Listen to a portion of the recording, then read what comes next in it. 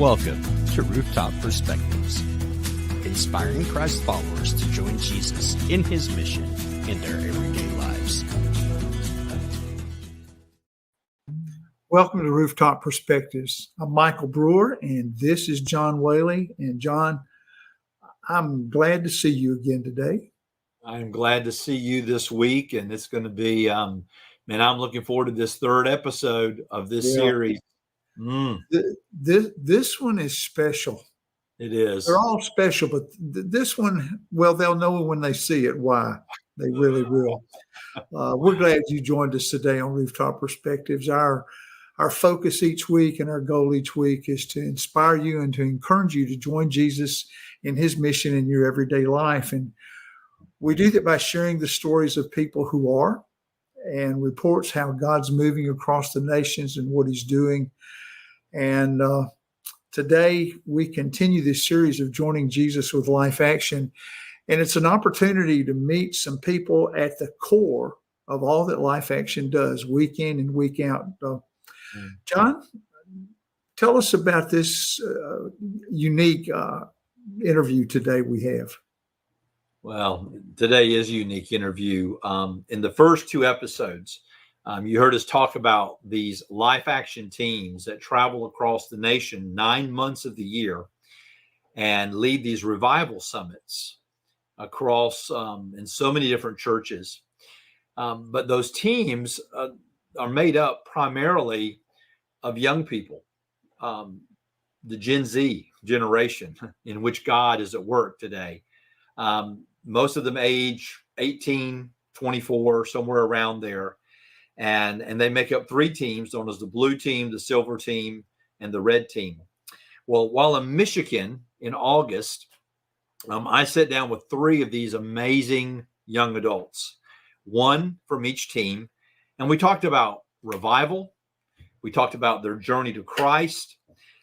We talked about Life Action. And then we talked about how God is moving across their generation. This is a very insightful conversation that I had with these three amazing young adults who are deeply in love with Jesus and so excited about joining him in his mission every day of their lives. And as we are recording this, and even as this is being aired, they're in the very middle of their travel season and traveling to all of these churches and staying in host homes. And they raise their own support, by the way, to do this. And it's just an amazing group of young people. And so you will want to take some notes and probably watch this one several times and share it with others, because it is a great conversation with these three special people. So enjoy just meeting some of the members of the Life Action team.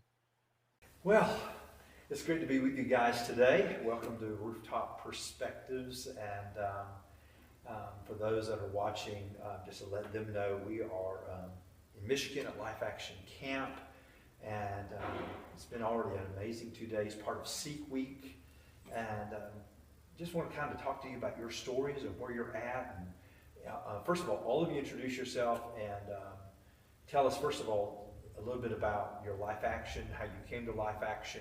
Then we're going to kind of back up and talk about your whole journey to Christ and revival. And it's going to be a lot of fun. So we're going to do ladies first. So I'm going to start with Leah. So give us your name and tell us about how long you've been with Life Action and how you became a part of this. Okay, so I'm Leah. This is my third year traveling with the road teams. How I came to be part of Life Action. Yeah. Okay, so I gotta think back. So my pastor, my home church pastor, used to travel with Life Action like 30 years ago. Oh wow. So we had Red Team come to our church and do a thirst conference when I was in like the 8th grade. Wasn't old enough to travel. I wasn't really old enough to do crew at the camp either. And then 2 years later, so my sophomore year, I had Silver Team come to my church, and one of the girls like really poured into me, and she really encouraged me to do crew because I wasn't old enough to travel, and I really wanted to travel. So I came up to the camp that summer and I worked crew for 2 weeks and I really liked it, and then I had to go back home. And then junior year was, so junior year, the second half of my junior year was when like everything like shut down, COVID and everything. And this like, me getting to Life Action plays a huge part into my story. So my junior year, after like school was shut down, there was nowhere really to go. Like I really took a step back away from Jesus and church altogether, and I was like, this is not worth it. But then the second half of my senior year, I had Red Team come to my church, and it was,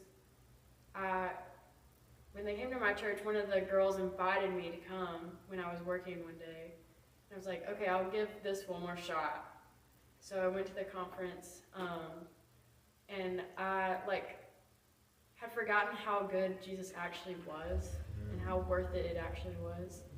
And so I saw my life change that week, for like very big life change, I guess.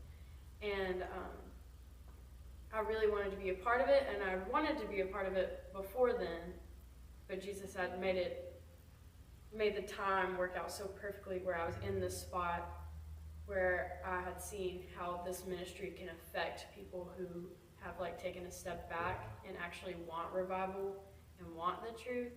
So like, then I was like, this is what I'm doing. So I like canceled all of like my college plans, all my scholarships to be here. So that's amazing. Yeah. So tell me a little bit about your own journey to Christ. So how did that all happen? So I was saved. I would say I was saved super young. Okay. I don't really remember. I have a hard time remembering like my childhood and growing up. So like I have believed in Jesus my whole life. I've gone to church my entire life. But like my junior year, it was starting to like, I was finally starting to hit like rocky territory in my life of like, okay, what have I been believing my entire life? Is this like the truth? Is it not? So like, I kind of became in that place where Dennis was talking about yesterday of like, it's like the church where like people will believe in anything. Yeah. If they don't believe in anything, they'll believe everything. Yeah. And I was kind of in a place of like, okay, everything could be true, or it could not be true. Is what I have been believing my entire life. I'm also from the South, so like very culturally Christian. Yes. You go to church, you put on your happy face, you go to church, you go Christmas and Easter and a couple of times throughout the year. So like it's very cultural. Like it's almost worse to be like, I'm not Christian, like in that kind of culture, because everyone is. So what part of the South? I'm from Alabama. Okay, very good. So like in that, it was about like maybe like 8 months of my life. I was like, okay, so what actually is the truth? And I'd finally gotten to a point where I was so exhausted of trying to find other things, and like other things weren't fulfilling, and this didn't work. Well, because it's contradictory to its own self, and this just doesn't make any sense. So I finally got to a point where Jesus had put me in a place of like, there is nowhere else to turn. And I was like, Jesus, I'll give you one more shot. And I would have said like I was agnostic at that time. And when I met that girl at my work, who I actually got to travel with her too, she was like, why don't you come to the conference? I think like you come hang out with the team. And I was like, okay, like I know your gig. Like I've been in Life Action before, like I've served on crew. And that day, like I was like, okay, Jesus, I'll give you one more shot. And that's all I needed to push me into like actual abundant life with him. So that's kind of my journey. That's awesome. That's awesome. And so again, you're with what team? I'm with Red Team. Okay. There's 3 teams. For those that are watching, they may want to know there are 3 teams in Life Action. So, which means that Sophia's on the silver team. I already know you're on the blue team. So, figured that out. So, tell me a little about your journey to Life Action, your journey to Christ, and Yeah, absolutely. yeah. So my name is Sophia. I live locally to Life Action Camp. I'm South Bend, which is just 15 minutes away from Close. where the camp is. But it was almost too close where we didn't think about it. It's like, oh, that's like, the local camp. But my church, my pastor, he was a revivalist on the silver team for, I think, around 15 years. And so we had a lot of Life Action previous staff members and influence in our church. And so I always had a passion for music. I loved singing, playing piano and guitar growing up, and I was just discovering what artistry was and everything, and just doing it for myself, just really excited about it and passionate. And then once I came to Christ, the way I looked at it shifted. Like, wait, this can be something to surrender, because any gifting I have is only because God has given it. And so I want to steward that well and give it back to him in a way that's ministering and loving people. And so we had on our worship team, a couple of the leaders ahead of me went on to travel with Life Action. One of them was on Blue Team, and I just saw that and I was like, you know what, I feel like God is calling me to ministry, and this is literally in my backyard, this ministry. Oh, yeah. And so I was like, what's this all about? And so I worked crew for 4 weeks, going into my senior year of high school.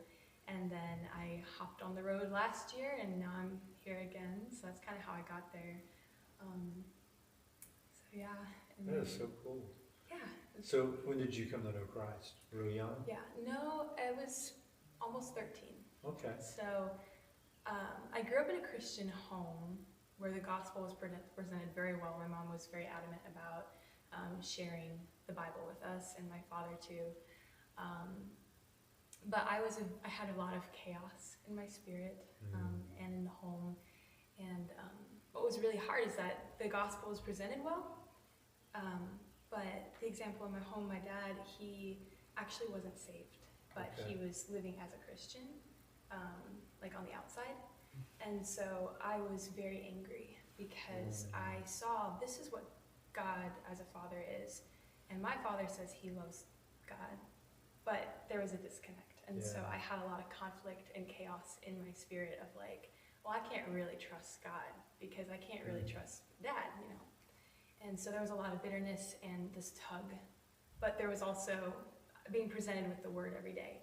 And so his word does not return to him void, And so even though I wasn't saved, I was putting the word in me, or I was having, church or my parents pouring that into me. And it started to work on my heart. And so I got to a place in my life where everything felt broken and fractured, but no one else would have seen it because I kept it all inside.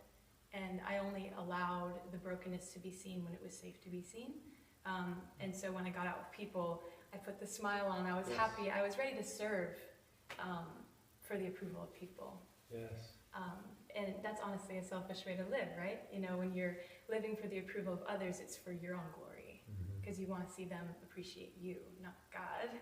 And so God's word started working in my heart, and he started to use that to transform me, to see that this is broken in your life.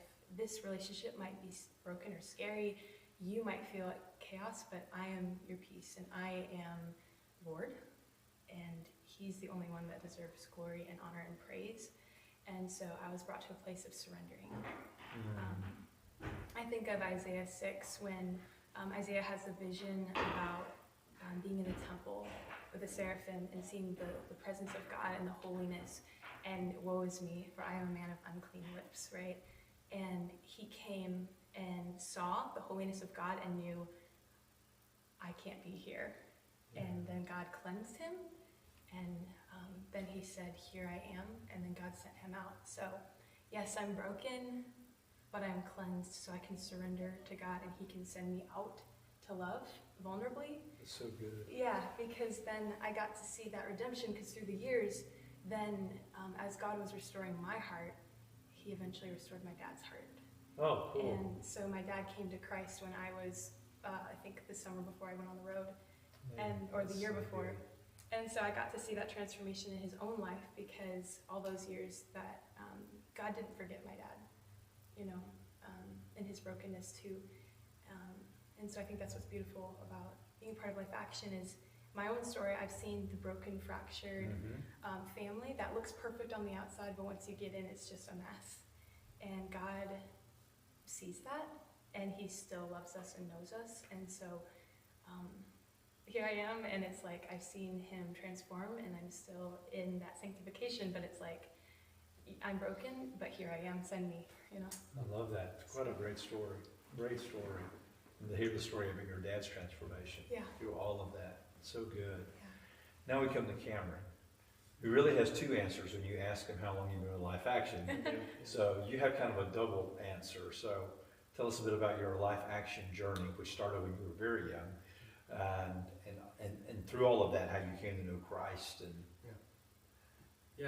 my journey started when I was 5 years old. Actually, I was adopted from Ethiopia, okay, and my parents who adopted me were part of the ministry. My dad was actually the camp director here, okay, and my mom worked with him, and so they adopted me, and I came and kind of was introduced into this lifestyle when I was 5. So, but I think one of the things I remember getting here was, I mean, it was just, first of all, it was a lot different than where I was from, obviously. obviously, but it really was some of the best years of my life, because really I had all this property to run around in, and I mean, all my friends, a lot of my friends were the staff kids and the other family staff kids, and so it really was just a great few years. Yeah. And then when I was 8, my parents decided to leave this section of the ministry and move to the traveling teams. As team pastor and one of the family teachers on the team. And so what that required was me and my whole family, I have 3 brothers, all left and packed everything we had into a trailer, and we started traveling around the country with essentially what we are today. But when I was 8, it was different. They were all older than me. And so that was, it sounds cool, but when I was 8, that was really hard, because I was leaving a lot of things for 9 months. And I remember my first year, it was pretty tough. We did it, and we came back, and I was super excited to, you know, see my friends again. And we got back, and I found out like 4 or 5 of the families that we were really close to all had moved from the ministry on to different things in their lives. And so, you know, just being an 8-year-old, I was like, man, my life is just, you know, terrible right now. It wasn't, but that was my perspective. And so that was when I was 8, and we continued doing that year after year. We'd come back in the summer, year after year, we'd go on the road. And during this time, I was pretty active in the, this part of the story is how I came to know Christ, because this is, I think, really important. But I began to help out in the different parts of our road team ministries. So I was helping teach kids. You know, I was pretty young. I was like 9, 10, 11, 12, helping, doing all these things, and all the way till I was 14 years old. And I remember my freshman year, that summer before, I was an extremely rebellious kid. I just everything you'd imagine a rebellious kid I was. Constantly going beyond my boundaries that my parents had set for me, and constant disobedience. And it all boiled down to, we got back on the road in September, and we were at this church, and Steve, who's our team revivalist at that point, was teaching a sermon on knowing, doing, and being. That was kind of his session, like how as people, we live in 3 different places. We know the word, we do the word, or we are followers of Jesus, knowing, doing, and being. And I realized I knew everything. I knew everything we were teaching in our ministry, which is essentially the gospel. I was doing it by teaching kids and helping in active ministry, but I was not a follower of Jesus. I had not confessed my own sin and repented. And so I remember just being overwhelmed with that one night, and talked to my parents, and I met Christ that night, some random church parking lot in Arkansas. It's just the nature of traveling. It's just we're always in some other random parking lot or a house. But yeah, that was when I was 14, and the next 4 years of my life, which were my high school years, we were still on the road, and those were growing years. But I went down some difficult paths. I was a follower of Jesus, but I wasn't always living it out. And then COVID came when I was a junior in high school. COVID came, and COVID did a lot for people, but COVID changed my life in a lot of different ways. The first way it forced me to take a step back from all that I thought I was. I'm very extroverted. I was very extroverted at that point in my life, like 90%. Like people was where I got all my energy, where I got my satisfaction, everything. And so all of a sudden I didn't have people for 4 months. Exactly. As we were just here at the camp, nobody was here, no families were here. It was just me, my family, and I think actually one other family. And the Lord began to work in my life, the real fruit work in my life, by pruning away the things that didn't need to be there and teaching me how to abide in Him. So I went from like 90% extroverted to I think I'm like a 40 or 50 now. Was just remembering that the mission and the call that Christ has me, it is to minister to people, but it's to abide in Him and not find all my energy and passion and love and desire in those people. And it's okay to get a little bit of that, but not all of it. And so that's kind of my salvation story. And then through that, I was able to get a position on the team. And so I went from a staff kid to a team member after high school. And so I was independent from my family. As far as being on the road, I was now a team member, so I was in the host homes, and I was raising my own funds, and I was had a specific job. I was on the band for 2 years, and the Lord again is continuing to do that work in my life. I mean, I could go because I feel like every year there's something else that God did or God is doing even now. But yeah, so and now I'm here teaching. I'm a student revivalist, so I teach the students. That's so cool. Yeah. So yeah, you got lifetime with Life Action, basically. Just try to cover 15 years. It's hard. It's Yeah, it is. It is. Of course, the whole heartbeat of Life Action, which I've always loved, is, as it says on the website, sparking revival in the life of churches. That whole thing of inspiring people to their next yes, their next yes to God. And of course, revival is one of those loaded terms in a church culture, especially in the South. I pastored in Alabama and grew up in the South, and you can sit 25 people in a room anytime and say, tell me what revival is, and you'll probably get 30 different answers out of 25 people. So let's just talk about revival. You know, what is it, and have a conversation about what is your heart desire as you're going to churches of what you want to see happen in the life of the church. So what is revival? As y'all think about revival, any of you can answer. This is a conversation. So what do you think about when you hear revival? It's a good question. It's probably just eye-opening for me, sometimes sad, because I don't always think of what it truly means for me. But honestly, I just look at the work that God has done in my life, what I just talked about. I think it's just transformational power, abiding in either a soul, one soul, or corporate group of people, and that transforming power, moving people into mission. That's good. Whether it doesn't matter if it's a vocational mission, if it's something that you're going to do, or if it's just, all right, I'm going to extend God's love in every situation I'm in. It's God's presence changing people to look more like Him. That's just kind of. I like that. The whole concept there of God's presence changing people. I think that's a great.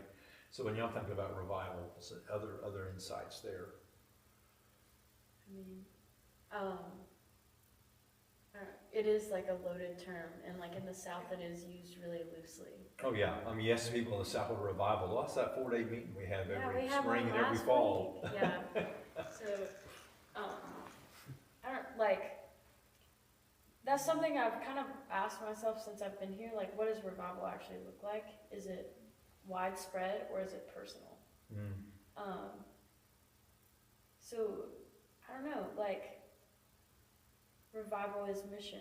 Like, revival is action and movement. Yeah. I mean, And that's so critical, that whole understanding that revival is mission. You know, because one of the things we're talking about so much this week, and Dennis is talking about during Seek Week, is the whole fact that revival always leads to mission. That if revival doesn't lead you to mission, then you really haven't had revival. Yeah. I mean, that's the whole purpose of revival, is it's realigning your heart with God's heart, that transformation. Any thoughts on that?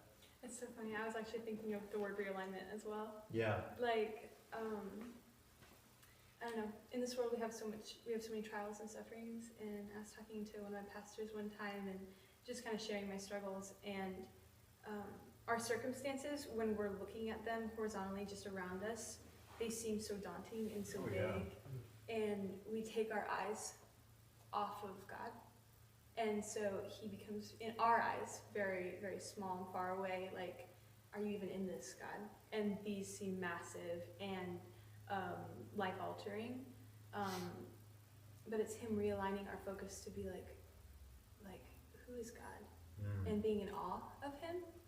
And that, like Cameron was saying, like that propelling us to change. Like, you know, the yes changes everything. Like, concept of surrendering our obedience, like, the revival, when it comes in, it changes and transforms. Like, it changes the way we're going to live our life. So we're not going to continue living circumstantially, but we're going to live with eternity in mind of seeking first the kingdom of God and his righteousness, you know, and all these things will be added to you. Like, it's living with, you know, a kingdom mindset of like knowing who God is and letting that change the way we advance in our life. That's good. And so as y'all are heading, I know you're about to head into another season of travel here just shortly. So as you're going into churches, what are some of the things that you're thinking about and praying into about, here's what we would like to see happen in the life of a church? So what are some of the things that you just really are looking and just really hoping this happens? do you mean that more in like a corporate? In a corporate sense. Because they think about revival, when you said about individual and corporate, and people always ask, is revival individual or corporate? I say yes. Yeah. Because it is. And I know as you go into churches, you know, there's just this hope and desire. You know, what are some of the things you're just praying that this will happen while we're there?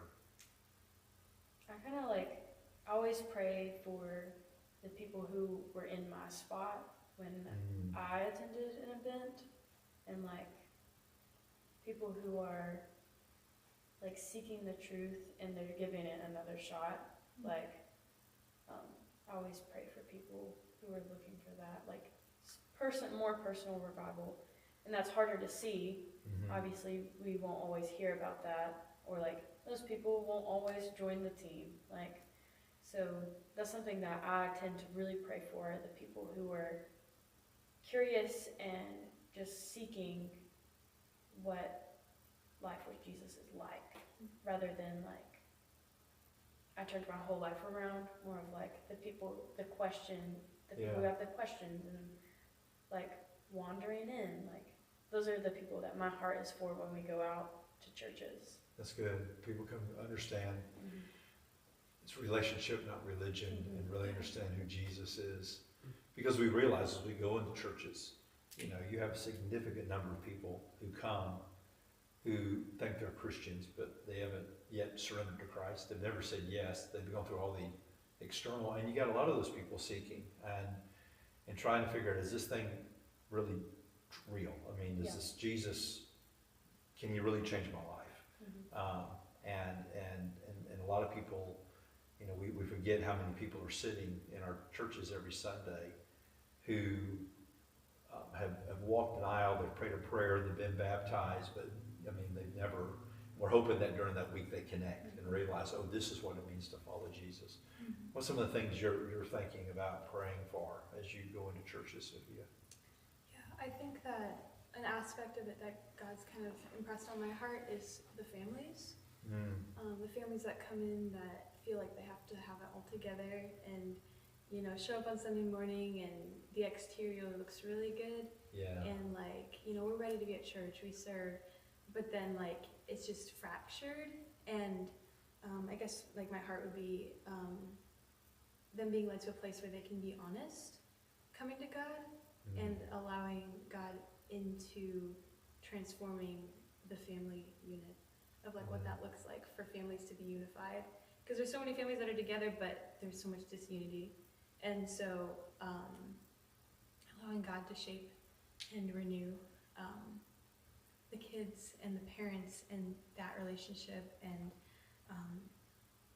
because the ministry of children is such a beautiful thing, because that's the next generation. And how are we stewarding the opportunity of the kids in our home, as for the parents, that's an opportunity to disciple. And so just seeing that be renewed, so that then when those kids are growing up, then they're sent out, so just seeing the transformation of families for me. You look over the 52-year history of Life Action, and there are so many stories of families. Marriages being restored and families being restored, and people come and understand that God invites us to come to Him in our mess, and so He can do that work in us, and that's powerful. So Cameron, what are some of the things that that's kind of some of your passions as you're going into churches and you're thinking, God, would you do this? Yeah, mine goes along the same vein as Lee's when she said her heart goes out to the people living in similar lives as her. And I think in my own life, especially I teach the students, and so my main focus is when I get into a church is helping shepherd and disciple students in the amount of time I get, whether it's 4 or 11 days. It can be hard to do that, but I do my best to try to pour into them truth from the Word. And so I think of my life between 14 and 18, what those things were filled with, which were a lot of lies, both lies that I would say and both lies that I was believing.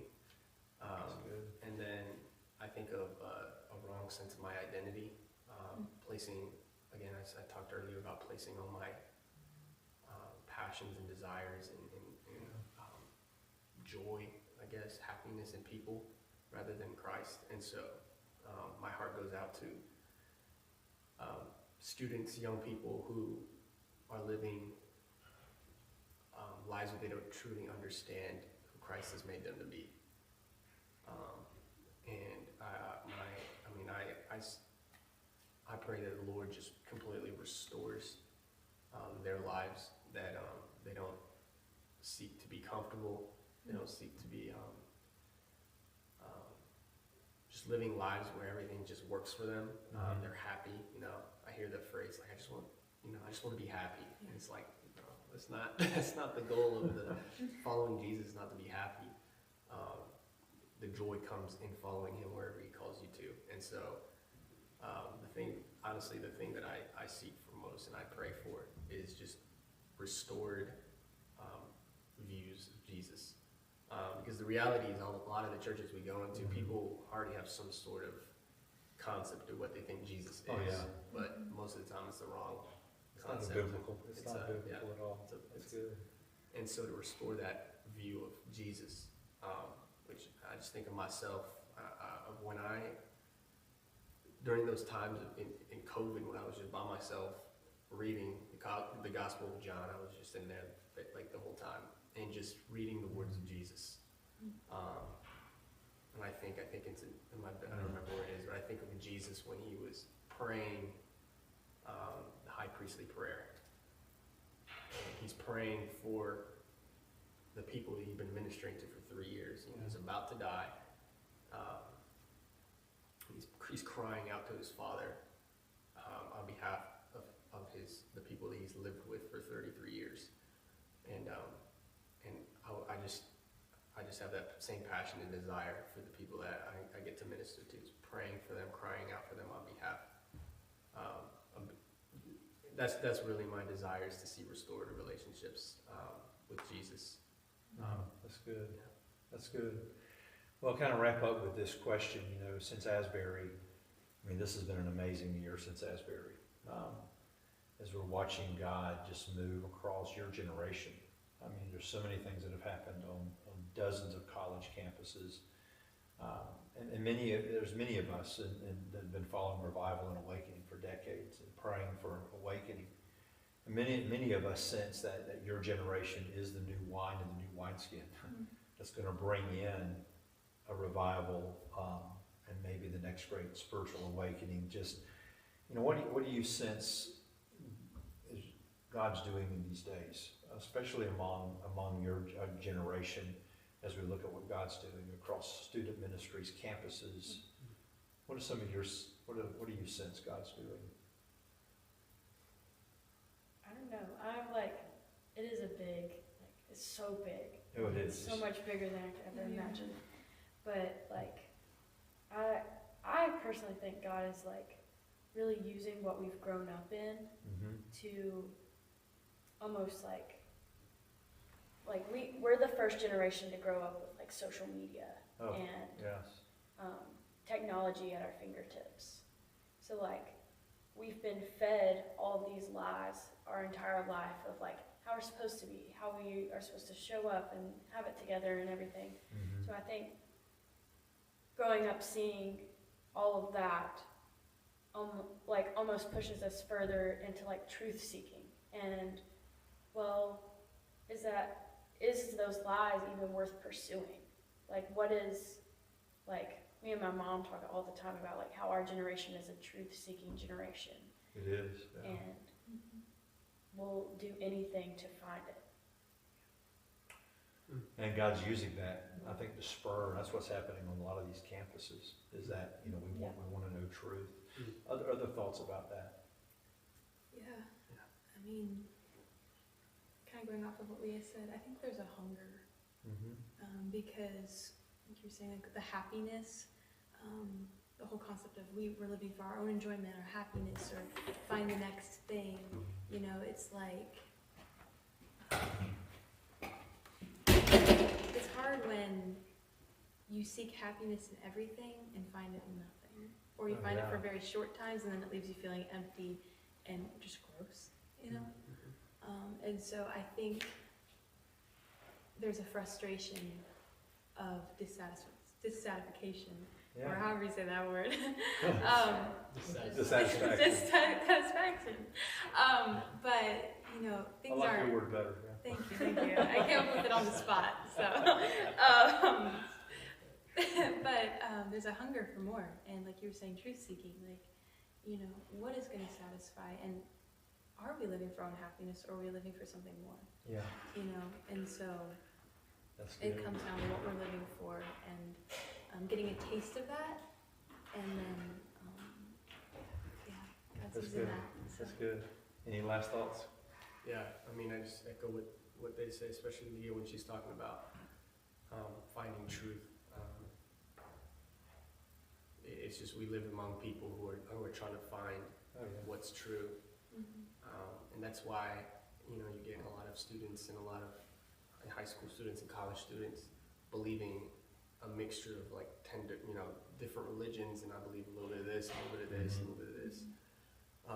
It's just they want to have some type of structure of truth, and so to be able to be people who are stepping the buses and driving around with what we believe is the truth, what we know is the truth, and that is the love of Jesus. And to present that to people, obviously there's nothing that in our power that we can do to change lives, but we present that truth, and we just pray our hearts out that they receive that same truth. And I believe and I know that God is going to bring along people who are going to see that truth and to abide in it and to live their lives for it. That's great. Well, I appreciate you taking time today just to have this conversation. and I know it'll encourage others who watch it. And we're excited to see what God's doing at Life Action, and especially right now as Life Action and the Rooftop beginning to work together and learn ways that we can begin to serve together on the road and different things. It's going to be an exciting next couple of years especially. And just thank you for the time today, guys. And I know you've got a busy afternoon, and hopefully I'm planning on being back with you tonight, and we're going to have a great time together. So thank you for your time. God bless. Thank you. Appreciate it. Michael, I love spending time with this age group. This is one reason I purposely choose to disciple people from this age group. You know, and it's just refreshing. Their vitality, their love for Jesus, and man, and they gave us so many great truths that we could share multiple takeaways from this conversation. But one of the things they talked about is one of them said, when we live for the approval of others, we are living for our own glory, not God's. Yep. And coming from that generation, this age group, that's a huge statement for them to make. Yes. Because, you know, because of social media and everything, you know, this age group constantly is really battling with identity. And they look for the identity so many times from other people and their approval. But to hear them say, you know, when we begin living for other people's approval, we're not living for God's glory, we're living for our glory. And to have that depth of maturity to understand that living for other people's approval is a waste of time. We're already fully accepted by God. God loves us. So we want to live for him. We want to live for his glory every day, and know that when we do that, God will take care of everything else. Yeah. And that's something that we adults need to be reminded of, because we're just as guilty as anyone of seeking other people's approval. And it's happening down into our middle school children. Oh yes, these are the older generation, yes, of Gen Z. And how many stories have we heard, read about, seen in the news, or hear people talk about, because they did not receive the approval or they were bullied? We have a generation that's in crisis of being despondent, despaired, depression, and a much higher possibility of committing suicide if they don't receive affirmation from their peer groups. And if they don't receive it specifically on social media.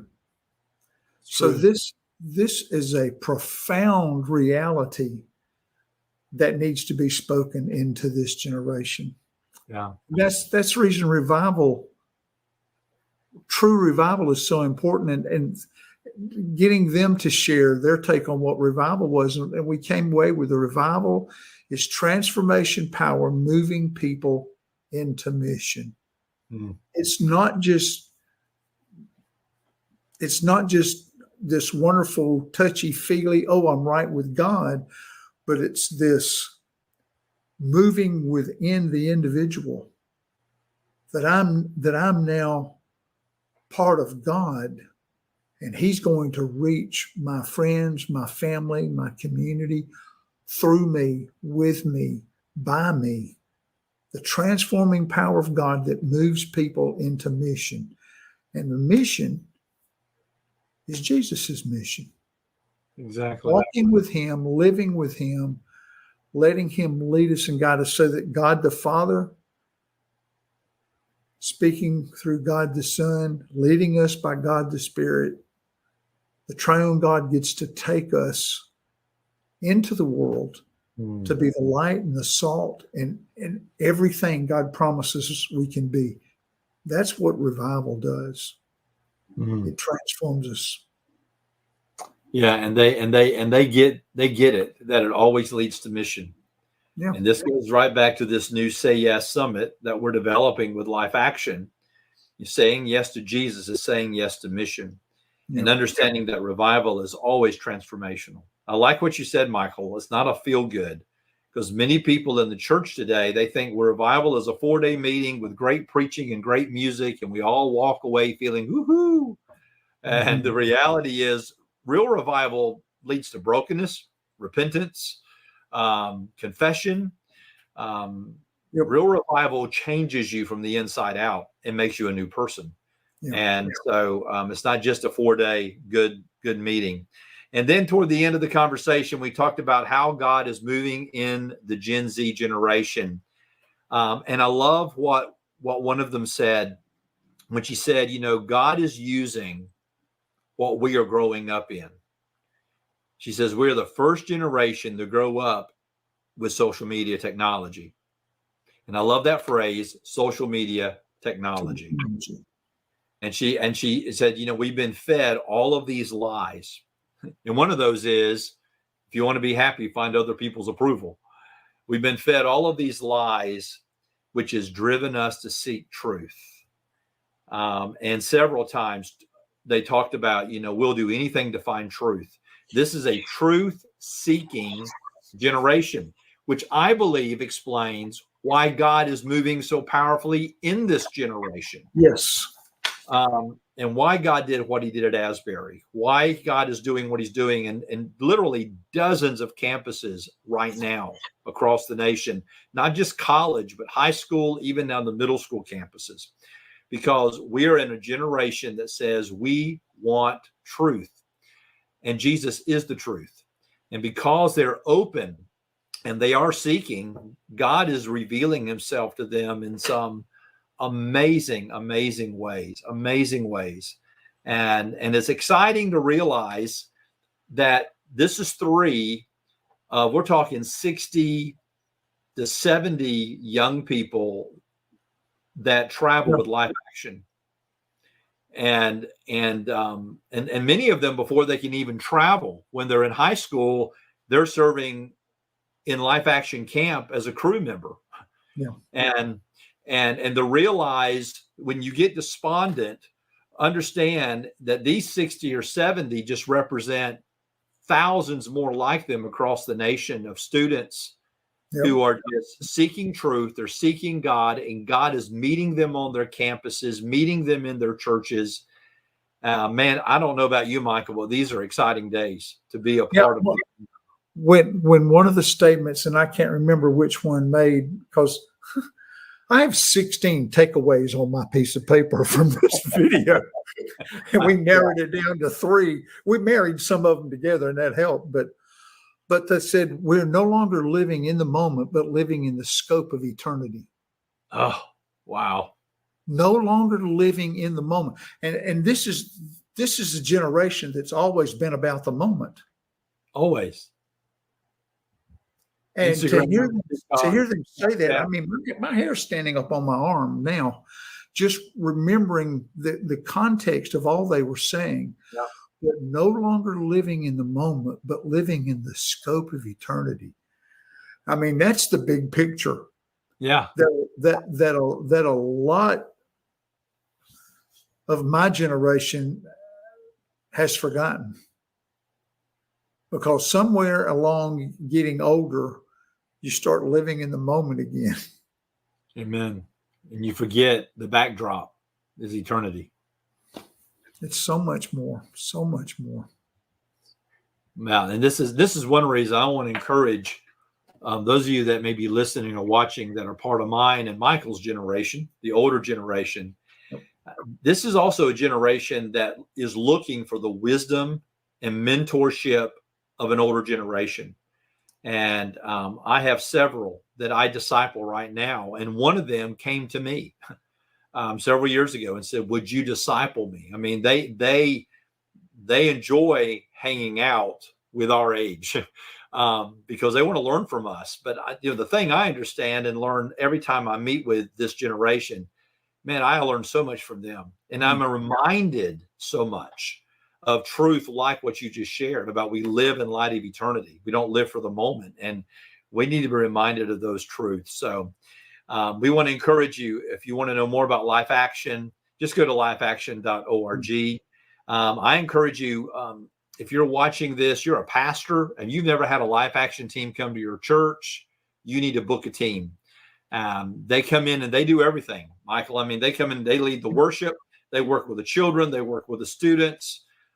They do everything, because the reason they do that is so the church can actually be involved and enjoy and be a part of the revival movement that's taking place. I encourage you today, if you were inspired by what you heard and what you saw and listened to, please like it on YouTube and Facebook. Subscribe to our YouTube channel, the Rooftop TV, and that way you'll get notifications. If you hit that notification bell on the YouTube channel, you'll get notifications of episodes as they come out. Please also follow us, and that way you can also continue getting notifications. And then let others know about this podcast by sharing the episodes with your family and friends on social media. And then if you are listening to us on any of the other platforms like Spotify or Castbox, please leave a review and let people know how this episode or these episodes have blessed you. And so we thank you for joining us today. If you want to know more about the rooftop.org is our website, and you can go to the rooftop.org and learn more about the Rooftop Ministry, a global ministry making 1 million disciples in 100 countries by the end of 2026.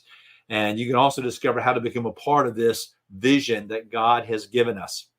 And then next year, we'll be in Dallas, Texas for the Rooftop Discipleship Summit. Hard to say that fast, Michael. But this will be a 2-day summit focusing on what does it look like to make disciples outside the walls of our church buildings and comfort zones. It's going to be an incredible 2 days. This will be our third of our 5 summits that we are doing over the next 2 years around the globe. Well, thank you for taking time to join us today. I hope you have an incredible week joining Jesus